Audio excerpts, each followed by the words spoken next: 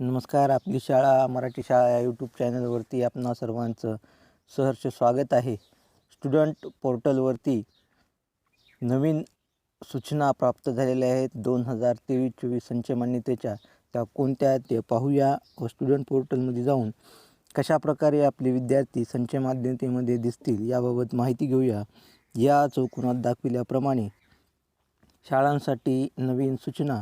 यामध्ये पहिली सूचना आहे सन 23-24च्या संच मान्यतेसाठी सप्टेंबर 2023 रोजी स्टुडंट पोर्टल पटसंख्या ग्राह्य धरण्यात येणार असून आहे. आपल्या शाळेतील 30 सप्टेंबर 2023 अखेर स्टुडंट पोर्टल स्टुडंटची संख्या आपण येथे HM log in report, HM level, catalogue versus संच मान्यता 2, HM लॉग इन संच मान्यता 1 ते 10 ॲकॅडमिक इयर वाईज बघू शकता. आपल्या शाळेच्या सन 23-24च्या संच मान्यतेमध्ये दुरुस्तीची संख्या याप्रमाणे दर्शवण्यात येईल.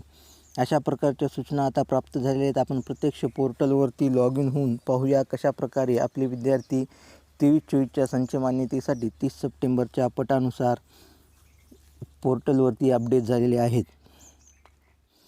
अशा प्रकारे स्टुडंट पोर्टल उघडल्यानंतर मेनू या बारवरती जाऊन या ठिकाणी मेनू या बारवरती क्लिक केल्यानंतर या प्रकारे मेनू आपल्यापुढे ओपन होतील. यामध्ये संच मान्यता या टॅबवरती क्लिक करायचं आहे.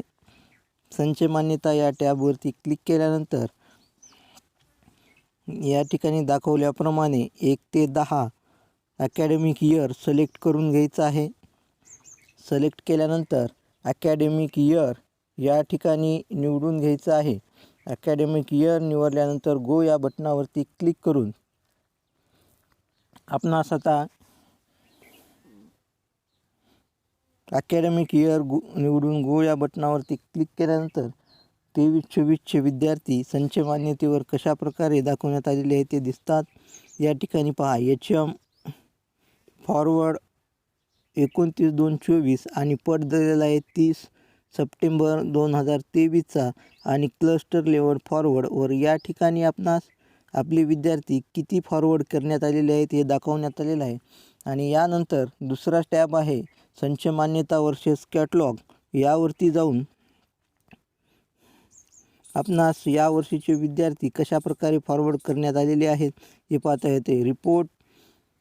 रिपोर्ट्समध्ये गेल्यानंतर या ठिकाणी कॅटलॉग वर्सेस संच मान्यता यावरती क्लिक करून ॲकॅडमिक इयर निवडून घ्यायचं आहे व गो या बटनावरती क्लिक केल्यानंतर कोणत्या प्रकारचे विद्यार्थी इथे ग्राह्य धरलेले आहेत ते या ठिकाणी दाखवलेले आहेत. यावरही काही सूचना दिलेल्या आहेत त्या वाचून घ्यायच्या आहेत.